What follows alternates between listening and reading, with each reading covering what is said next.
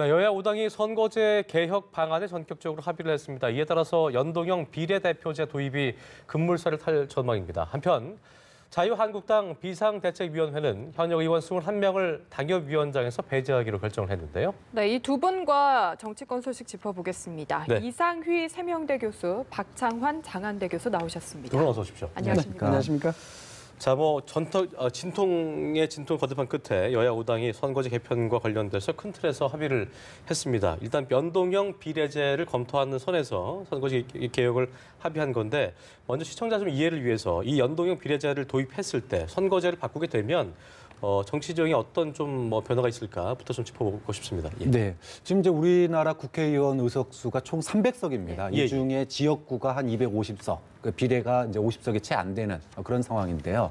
그동안에 이제 우리 국민들이 지역구에서 한 표 행사를 하고 그다음에 비례대표로 이제 한 표를 정당 투표로 한 표를 행사했어요. 예. 근데 정당 지지율, 그러니까 그 표에서 나타나는 정당 지지율이 뭐 10%인데도 불구하고 이 비례 의석수가 너무 적다 보니까 지역구에서 한 석도 뭐 당선이 안 되고 예. 이런 소수 정당들이 많았지 않습니까? 근데 이제는 만약에 100% 연동형 비례대표제가 된다 그러면 예를 들어 정당 투표에서 10%를 정의당이 얻었다. 근데 지역구에서 한 석도 못 얻었다. 그러면 이 비례에서 10% 그러니까 30석을 갖다가 정의당이 가져갈 수 있게 되는 거죠. 자, 이런 변화가 의미하는 게 뭐냐? 예. 이제까지는 지역구에서 승자 독식주의, 그러니까 영남과 호남 지역 정치에 기반했던 보수와 진보에 기반했던 양당제 정치 구조였다면 앞으로 100% 연동형 비례대표제가 되면 이제는 다당제 구조가 될 수밖에 없다. 예. 최소 3개 내지 4개 당에 그런 그 탄탄한 의석을 가진 아마 5개 이상도 아마 가능할 것 같습니다. 이렇게 되면. 예. 그러면 다당 구조로 갈 건데 여기에 대해서 다음 총선에서 과반을 노리는 민주당이나 예. 그다음에 1대1 구도를 노리는 한국당이 굉장히 소극적인 거거든요. 그렇죠. 그러니까 이번에는 두 분 단식을 특히 뭐 손학규 대표 그 노령에도 단식을 열흘 동안 하지 않았습니까? 예. 그래서 체면치레로 어떻게 보면 합의는 시작을 했지만 이 과연 이 100% 연동형 비례대표제를 하게 되면 예. 한국당과 민주당이 손해를 많이 보는데 그걸 감내할 수 있을까 그런 점에서 1월 달에 이게 과연 얼마만큼 될지는 아직은 미지수다 이렇게 봐야 되겠습니다. 약간 회의적인 시각이 좀 있으시군요. 예, 알겠습니다. 이 교수님 어떻게 보셨습니까? 뭐 설명 잘 해주셨습니다만 네.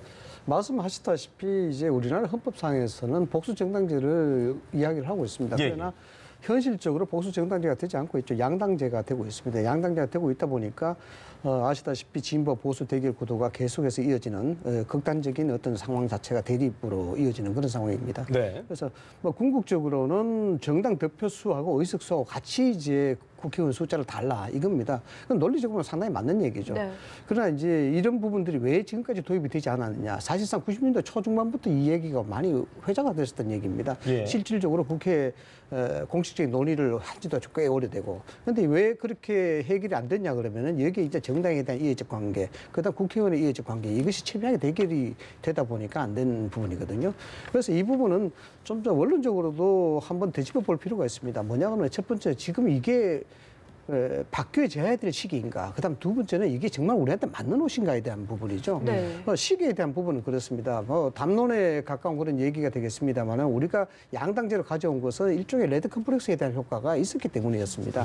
그런 상황에 정치적 한계성이 있었기 때문에 양당체제, 진보 보수를 되게 구도로 간다라는 것이죠. 예를 들어서 이제 독일 같은 경우에는 좀 상황이 좀 다르죠. 연동형 비례대표제를 채택하고 있습니다만 독일 같은 경우에는 나치즘을 경험했기 때문에 거기서 권력에 대한 폐해가 굉장히 많이 있었습니다. 그래서 정치 구조를 아예 바꿔서 이 부분에 대한 폐해를 없애겠다 해서 연동형 비례대표제를 채택했고 거기에 대한 긍정적 효과가 있다는 예. 겁니다. 그런데 우리나라 같은 경우에는 지금 정치적 지형 자체가 양극단의 정치 체제를 배제할 만큼 정치적 지형이 달라졌느냐. 아직까지 그건 아니거든요. 왜냐 그러면은 분단에 대한 부분도 아직까지 있는 상황이고 대결 구도도 아직 있는 상황이고 여기에 국제적인 질서도 있는 상황이고 그렇기 때문에 서구에 대한 부분이라든가 독일의 형태와는 조금 다르다.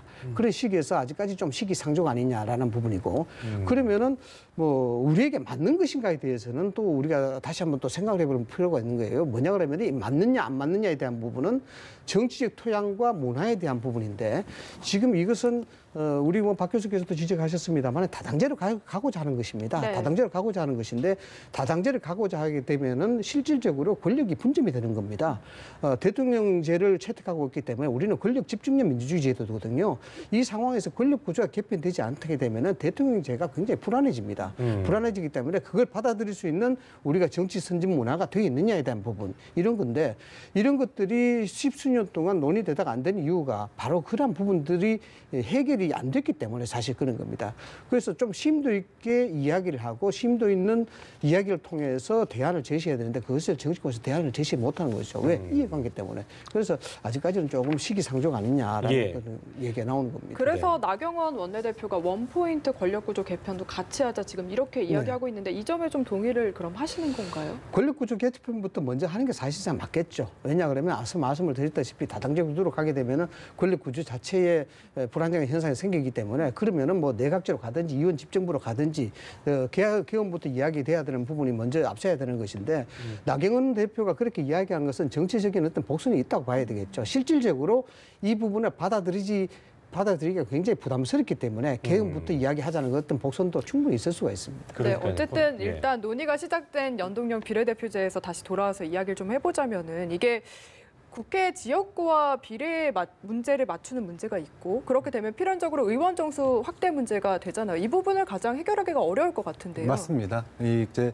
연동형 비례대표제가 이제 제대로 효과를 발휘하려면 네네. 지금 우리나라의 이 비례대표 국회의원 수가 너무 적어요. 이걸 확대해야 되는데 국민들은 국회의원 숫자 늘리는 거에 대해서 아주 기본적으로 반감이 엄청나게 큽니다. 그러면 이제 그래서 이번에 이제 합의를 할 때도 10% 이내에서 국회의원들 세비도 깎고 보좌진도 줄여서 조금 확대해 보는 쪽으로 이렇게 하려고 그러는데 일단 첫 번째 넘어야 될 관문이 국회의원 이 수를 늘리는 겁니다. 아마 제가 생각할 때는 10% 늘리는 것도 쉽지 않을 거예요. 그렇죠. 한석 늘리는 거에 대한 부담 국민들의 이 부담도 엄청나게 크기 때문에 제가 봤을 때는 그래도 아마 최소한의 흉내는 내줄 것 같다. 그래서 조금은 의석수가 늘 것으로 보입니다. 그러면 의석수 늘리는 거를 그런 식으로 합의한다고 하면 그 다음에는 이거를 전국 단위로 할 거냐 아니면은 지역 단위로 할 거냐입니다.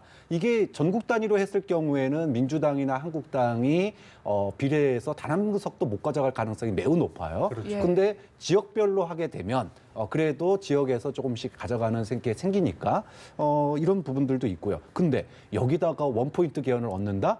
이제 1월 말까지 지난번에 6월 지방선거 전에 문재인 대통령이 원포인트 개헌하자고 그랬을 때 한국당이 반대해서 못했었지 않습니까? 그때 민주당이 한 말이 있어요. 다시는 임기 내 개헌 안 한다라고 얘기를 했습니다. 그 얘기는 이거 1월 달에 결국 해결되기 어렵다. 그래서 이해관계가 너무나 걸려있기 때문에 물론 이제 손학규 대표라든지 이정미 대표의 단식 때문에 지금 거대 여야가 좀 고개를 숙이긴 했지만 그래서 일정 정도 비례성을 확대하는 쪽, 그다음에 약간의 의석수를 늘리는 거, 요 정도 선에서 타협선을 찾지 않을까. 100% 연동형 비례대표제로 간다는 게 이게 쉽지가 않은 상황이라는 거죠. 제가 한 말씀 더 첨부 드리자면 이렇습니다. 두 가지 점에서 이야기를 할 필요가 있는데 한 달 내에 과연 이것이 가능할까에 대한 기간에 대한 문제입니다. 실질적으로 기간에 대한 문제인데 한 달 남겨놓은 상태에서 이 첨예한 문제를 해결할 수 있는 물리적 시간 이건 좀 불가능할 거고 한 것 같고요. 또 일종의 또 모호성이 있습니다. 뭐냐면은 그저께 원내 대표들이 합의한 여야 5당 대표가 합의한 그런 내용을 보면은 실질적으로 도입이란 구체적 방안 검토라고 이야기했거든요. 연동형 비례대표들을 명확하게 받아들인다라는 부분이 아니고 이제부터 검토를 하겠다라는 겁니다. 다시 이야기하면 출발을 시작하겠다는 거기 때문에 여기에 대해서 합의에 대한 모호성이 굉장히 강합니다. 그래서 한 달 내에 시간적인 어떤 한계성 그리고 모호성 이런 것을 따져보면 굉장히 힘들다는 부분이고 그다음 두 번째는 실질적으로 가장 문제될 수 있는 것이 이거죠. 국회의원 정수입니다, 사실. 이게 국민적인 민감한 사항이기 때문에 이 부분에 쉽게 합의하기가 힘들 겁니다. 연동형 비례를 이야기한다는 것은 궁극적으로 지역구 축소와 비례의 확대를 이야기하는 겁니다. 그런데 비례 확대가 되면 지역구 축소를 해야 되는데 이야기했다시피 10%의 확대까지 검토를 하겠다라는 부분은 10% 하면 330석입니다. 예. 그런데 이 부분에 대해서 예. 지역구를 가지고 있는 국회의원들이 여기에 대해서 긍정적으로 시그널을 보낼 리가 없겠죠. 밥그릇에 대한 문제이기 때문에 여기 굉장히 합의점을 찾기가 굉장히 힘들 것이다. 그래서 이 부분은 어느 정도 합의점을 찾을 수 있을는지 모르겠습니다만은 여야가 여기에 보면 합의문을 보면은 정치개혁 특위에 넘기겠다고 이야기를 네. 했습니다. 거기 의견을 따르겠다. 이건 뭐냐면 공을 그냥 던지는 거거든요. 우리는 하기가 우리는 굉장히 뭐 하기 좀 애매하니까. 부담스러우니까 정치개혁 특위에서 이야기한 대로 하겠다라고 하는 부분인데 정치개혁 특위위원장이 정의당의 심상정 위원 아니겠습니까? 그렇습니다. 그런데 정의당의 심상정 위원장이 또 마음대로 못하는 거예요. 18명 중에 여야가 그러니까 거대 정당이 과반수 이상을 차지하고 있습니다. 이 부분에 대해서 실질적으로 어떤 이해적 관계가 작용이 된다 그러면은 이 정치개혁 특위도 합의점을 찾기가 굉장히 힘들어진다는 겁니다. 그래서 저는 이번 그 정개특위에서 예. 너무 큰 욕심 내기보단 핵심은 이거라고 봐요. 그동안에 국민들이 뭐 후보를 선택하든 당을 선택하든 선택했을 때 던진 표만큼 그게 국회의원에 반영이 안 된 건 사실이지 않습니까? 네. 그러니까 이 사표, 우리 국민들의 그 주권이 제대로 표현 안 된 부분이 분명히 있고 그게 연동형 비례대표제로 주장 나오는 가장 근거인데 일단은 뭐 100% 연동형 비례대표제까지는 아니더라도 예. 국민들이 표를 던진 주권자들이 표를 던진 거를 왜곡시키는 현재의 선거제도를 보완할 필요가 분명히 있다. 여야가 일정 정도 기득권을 좀 내려놓고 이런 국민들의 주권을 100% 의석수에 좀 반영할 수 있도록 노력하는 모습은 네. 이번 그 1월달 내에 여야가 보여줘야지 그것조차도 안 하고 기득권만 지킨다 그러면은 결국 그렇죠. 그 속셈이 국민들 눈에 뻔히 읽힐 거다. 이거를 한국당하고 민주당이 좀 명심해야 된다고 네. 이미 뭐 두 분도 얘기하셨습니다만 예. 검토한다는 어떤 수준이었기 때문에 이런 우려의 시각이 있었는데 결과적으로 아무런 것도 도출하지 못한다면 이것도 문제가 될 수 있죠. 그건 당연하죠. 예. 이 문제가 상당히 좀 예민할 수밖에 없습니다. 뭐 누누이 강조했듯이 굉장히 첨예한 부분이기 때문에 예. 그렇습니다. 이 경제학자들이 흔히 이야기하는 행동 경제학이라는 부분이 있는데 이게 뭐냐 그러면은 아주 큰 물건과 아주 작은 물건이 있으면은 소비자 구매 패턴이 어떻게 작용할 것인가에 대한 부분입니다. 네. 그러면은 중간 크기의 물건을 구매하는 것이 소비자의 구매 심리예요. 예. 그런데 이것이 정치권으로 옮겨가면 또 이야기가 달라집니다. 그게 뭐냐 그러면은 실질적으로 양당이 거대 양당이 하게 되면은 이 투표에 대한 부분은 한쪽이 잘못했던 부분들 때문에 이쪽을 택한다는 그런 심리가 있거든요. 네. 그래서 양당 체제에 있어서는 중도화 경향을 많이 추구를 합니다. 그래서 외인 확장이라는 부분이죠. 그래서 그것을 학문적 용어라고 이야기하면은 일종의 다운스의 중도화 법칙이라고 이야기하는데 예. 그래서 외인 확장을 하기 위해서는 자꾸 중간으로 있는 사람, 중간지대에 있는 사람을 얼마나 많이 확보했냐에 따라서 이제 선거의 승패가 달리는 겁니다. 이 선거구제 개편이 바로 그런 부분이거든요. 양당의 체제에서 지금 이 부분을 다당제 구도를 가게 되면은 실질적으로 양당 체제의 진보와 보수 진영이 굉장히 축소되게 됩니다. 네. 그래서 정치 문화 패턴도 그렇게 옮겨가는 시점에 있는 아주 예민한 부분이기 때문에 여기서 양당 체제가 이 중도화 시장, 이 부분의 거대 시장을 군소 정당에 넘겨줄 수 없다는 어떤 부분이 굉장히 강하게 작용할 것이고, 그다음 두 번째는 이런 부분이 있습니다. 대통령의 지지도 그리고 보수 정당의 대한 지지도 이 부분이 어느 정도 1월 달까지 2월 달까지 이래 봤을 때 추세가 어떻게 될 것이냐 네. 이 부분도 굉장히 중요해요. 예를 들어서 지금 한국당이 인적 청산을 했습니다마는 이 청산 결과에 따라서 지지도가 계속 상승 국면으로 간다. 그러면 보수 통합에 대한 고리가 강하게 작용하기 때문에 절대 여기에 통합에 대한 부분은 선거구제 개편에 대해서 찬동하지 않을 가능성이 굉장히 크다라는 부분입니다. 네. 말씀이 나와서 좀 드릴 말씀인데 한국당이 어제 그 비대위를 갖고 인적쇄신 대상인 당협위원장 교체 명단을 발표했습니다. 상당히 당내에서는 상당히 그 후폭풍이 거셀 수 있을 명단 내용이었는데 112명의 현역 의원 중에서 21명이 대거 포함이 됐지요. 이거 일단 쇄신안 어떻게 보셨습니까? 예. 이게 이제 쇄신안이 주목받는 이유가 살생부라 그래서 주목을 예. 받은 그렇게 거거든요. 표현하시더라고요. 그동안에 책임 있는 친박이나 문제 있는 사람들 이번 기회에 좀 정리하자. 그래야지 탄핵받았던 정당으로서 뭔가 쇄신의 모습을 보이는 거 아니냐 이건데 문제는 이 21명은 생각보다 사실 많은 숫자긴 합니다. 원체 30여 명 얘기 나왔다가 이게 당에 부담을 주고 분당될 수 있으니까 10명 얘기 나왔다가 그 중간 정도인 21명인데 겉으로 보면은 이게 그대로 이어진다 그러면은 진짜 살생부라면은 한국당이 큰 결심했구나라고 평가할 수 있는데 네. 문제는요. 이게 과연 살생부 맞냐라는 거예요. 네. 당장 나경원 원내대표 지구당 위원장 교체하는 거하고 공천하고는 별개다라고 얘기하고 있습니다. 예. 이 얘기는 앞으로 이번에 잘린 지구당 위원장 사람들 나중에 잘하면 공천 줄 수 있다 이렇게 나왔거든요. 거기다가 내년 2월 달에 한국당 전당대회가 있어요. 여기서 당대표 새로 된 사람이 이미 홍준표 체제 때 그런 일 한번 있었지 않습니까? 다 이거 무효. 그리고 새로 한 적도 있어요. 예. 그러면 이번에 조강특위가 21명의 명단을 내놓은 거는 정말로 고민 많이 하고 그 진정성은 믿습니다. 네. 하지만 이게 과연 한국당이 앞으로 이걸 계속 받아들여서 정말 이 21명 공천 안 하고 거의 대부분 다 공천 탈락시킬 거냐? 네. 과연 그렇게 될까? 나경원 원내대표의 지금 발언을 봐도 그렇고 내년 2월 달 전당대회 판을 봐도 그렇고 그럴 것 같지 않기 때문에 과연 이게 그냥 어떻게 보면 한 국면을 넘어가는 또 하나의 꼼수 아니냐 이런 생각마저도 들 정도라는 이게 거죠. 교수님께서는 지구당 위원장 교체와 어떤 공천은 별개라는 개념 자체가 어떤 완충의 개념으로 좀 보신 거죠? 그렇죠. 이거 뭐 완전히 물타기로 가버리는 거 아니냐라는 이 우려까지 드는 겁니다. 그러니까 이게 제대로 되면 효과가 있는 건데 인적 쇄신 진정성 믿어줄 수 있는데 이게 앞으로 지켜질지는 지금 당장이 아니라 2월 달, 3월 달 가봐야지 않습니까? 그때까지 지켜볼 대목이라는 거죠. 어쩌면 이제 관성에 의한 해석을 하시고 계신지도 모릅니다만 네.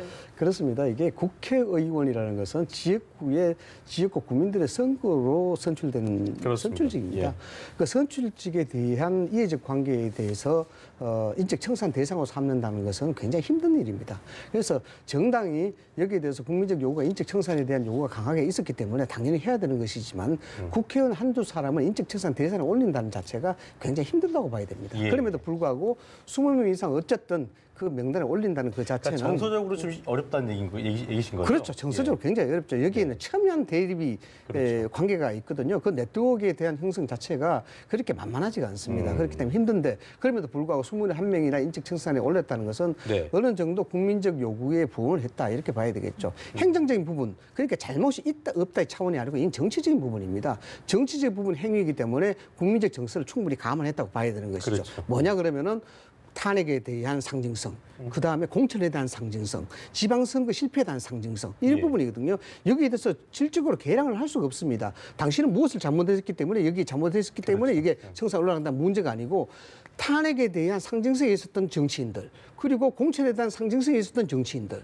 그리고 지방선거 참패에 대한 상징성에 있었던 정치인들을 이번에 일거에 인적청산 대상에 올린 거예요. 그래서 그 부분은 굉장히 높이 평가해야 될 부분이고 그다음 두 번째입니다. 지적을 참 잘해 주셨는데 세상사도 그렇습니다. 파괴되는 창조가 있어야 되죠. 이 국회에 대한 정치 부분이 바로 그겁니다. 인적 청산이 되게 되면은 인적 청산 그 자체만으로 해결되는 게 아닙니다. 첫 번째 이게 뭐냐 그러면은 이 부분으로 인적 청산이 끝났을 것이냐 이게 아닌 거거든요. 당 대표가 되고 그다음에 총선 임박한 다음에 아마 2차, 3차에 대한 인적 청산이 있을 겁니다. 그렇죠. 그만큼 한국당이 국민적 요구에 부응하려야 되는 가장 절대적 원칙이 인적 청산이기 때문에 네. 그렇습니다. 그다음 두 번째 이 부분에 대해서는 어느 정도 선까지 계속해서 진행이 돼야 될 것이냐에 대한 부분인데 이 부분에 대해서는 원내위원장이라든가 원내의원이라든가 마찬가지로 다 포함이 될 수밖에 없는 그런 상황입니다. 그런 상황이라서 이 문제는 그냥 단순히 이번에 끝난 부분들이 아니고 계속해서 이어진다는 그런 점에서 상당히 이제 시사하는 바가 좀 크다라고 이제 해석을 할 수가 있는 겁니다. 즉 방금 전에 2차, 3차 인적 청산이라고 말씀을 하셨는데 네. 이거를 인적 청산으로 볼 거냐 아니면 계파 갈등의 시작으로 볼 거냐는 또 다른 문제인 것 같습니다. 그러니까 지금 내년 2월 전당대회가 이번에 어떻게 보면은 원내대표 선거가 친박의 승리라고 지금 얘기가 예, 나오고 있지 그렇죠. 않습니까? 그러면은 이것의 본 싸움은 이게 전당대회 가서 싸울 수밖에 없는 거예요. 그러면 전당대회 이후에 2차, 3차 인적 청산이라고 하는 건 사실상 계파 투쟁이에요. 예. 그렇다면 이거는 보수의 이합 집산 과 이게 연관된 문제거든요. 소위 신박을 만든 거나 탈당을 하거나 앞으로 이렇게 이어지는 문제이기 때문에